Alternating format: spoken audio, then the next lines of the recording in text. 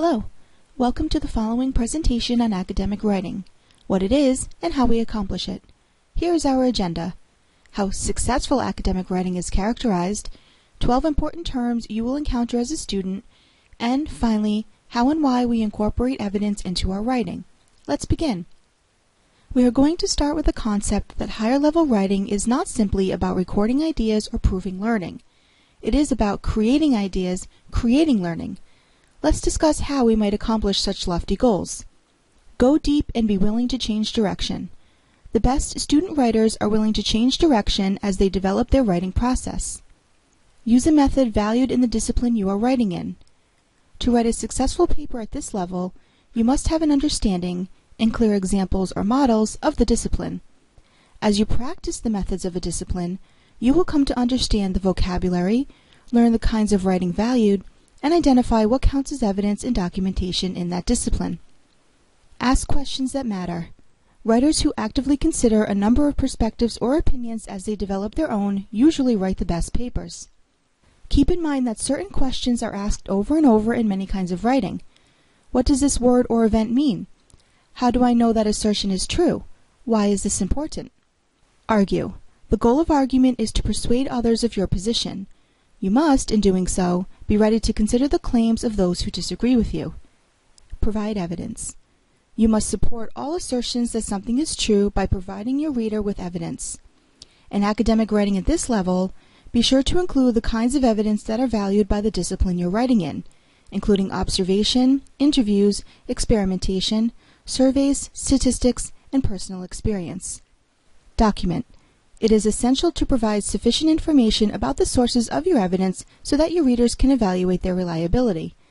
Whether your beliefs are based on your own personal experience, on interviews of all of the workers at your office, or on results published in a major scientific journal, you must provide a complete account of your source: who, what, where, and when. Let's move on now to how successful academic writing might be characterized. According to Academic Coaching in Writing, successful academic writing means starting with good ideas. Your ideas, original and research-based, are the most important element of your project. Having a clear sense of audience, genre, and purpose. Ask yourself, who is my audience, and what is my purpose? Approaching the so what question. Academic writing is considered successful when the following questions are answered. What is the issue? What are the specific questions surrounding the issue? What is the background of the issue, and why does the issue matter? Using a logical progression of ideas.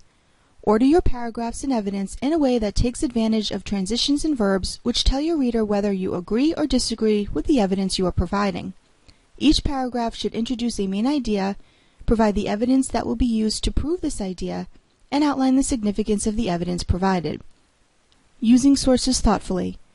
Take time to make the following choices: how much information to provide, what kind of information to provide, and how to sequence the information. And always cite your sources. More on this in a little bit. Writing specific and detail-oriented text. Do not expect your reader to know what you know. Use details and active, sharp verbs that will allow your reader to follow your argument as it progresses. A review of 12 essential terms that you will encounter often in your academic career now follows. Thesis. Your main insight or idea about a text or topic and the main proposition that your essay demonstrates. Your thesis should be true but arguable, meaning a reader might disagree with it, be limited enough to be argued in a short piece and with available evidence, and should control the whole essay. Motive. The reason why someone needs to pay attention to the particular thesis you are arguing. Key terms. The recurring concepts your argument rests upon. An essay's key terms should be clear in their meaning, appropriate for the subject, and appear throughout. Evidence. The data, facts, examples, details that you refer to, quote, or summarize in order to support your thesis. Analysis. The work of breaking down, interpreting, and commenting on the significance of the evidence you use. Your essay should do more analyzing than summarizing or quoting, because it is here that you illustrate that you are in control of your argument. Structure. The sequence of main sections or subtopics and the turning points between them. Stitching. Words that tie together the parts of your argument. These words include transitions, i.e. secondly and furthermore, and repetitive phrases. Sources: people or documents that are referred to, summarized, or quoted, and that help you demonstrate the truth of your argument. They are typically sources of A. Factual information or data, B. Opinions or interpretation on your topic, and or C. Applicable general concepts. Your sources need to be efficiently integrated and acknowledged by citation. Reflecting: a general name for places where you pause to consider the significance of your arguments or to answer a question about them. Here, you might also consider a counter-argument, i.e. an objection a reader might raise about an argument you are making, or define key terms, or answer the so what question. In other words, in reflecting, you might consider the significance of the argument you are making and its implication on your discipline. Orienting: information, explanation, and summary that help the reader who is not an expert in the subject follow your argument. The orienting question is, what does my reader need here? Stance: your relationship with your readers and subject. Stance is defined by style and tone, e.g. familiar or formal, and the presence or absence of specialized language. It should remain consistent throughout. And finally, style: the choices you make in words and sentence structure. For example, do you prefer long or short statements, active verbs, passive voice? In our discussion thus far, we have defined terms such as evidence, document, and sources. We're now going to delve further into what it means to cite or document your evidence, otherwise known as support. We know that this can be a particularly tricky element of academic writing. To begin, we must accept the assertion that giving credit to the work of others is essential.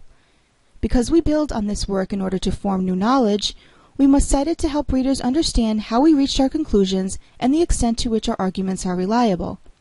Citing a source means that you show, within the body of your paper, that you took words, ideas, and/or visuals from an outside source.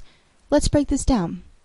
It is important to cite the sources you have used because it establishes for your readers that you have done proper research. When you explain what has already been said on a topic and position your research as a response to this conversation, you help your readers understand the context in which you are writing and the relevance and significance of your research. You are not writing in a vacuum. Instead, you are interacting with and adding to the ideas of others. So what precisely do we cite? We cite facts, figures, ideas, or other information that is not common knowledge, and the ideas, words, theories, or exact language that another person has used.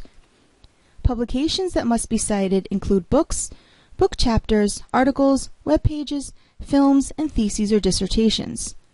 Our citations thereby consist of all of the information necessary to identify and locate publications, including author names, titles, dates of publication, page numbers, and volume and issue numbers if applicable. If we do not provide this information, we have plagiarized. In our culture, we believe that our words and ideas belong to us and cannot be used without our permission.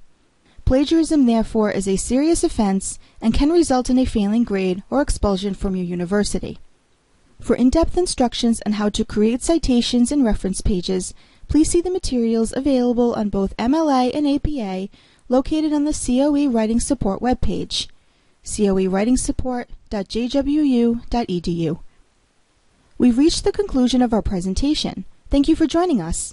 We hope that this information on academic writing and what it means will be beneficial to you as you navigate your courses here at Johnson & Wales University.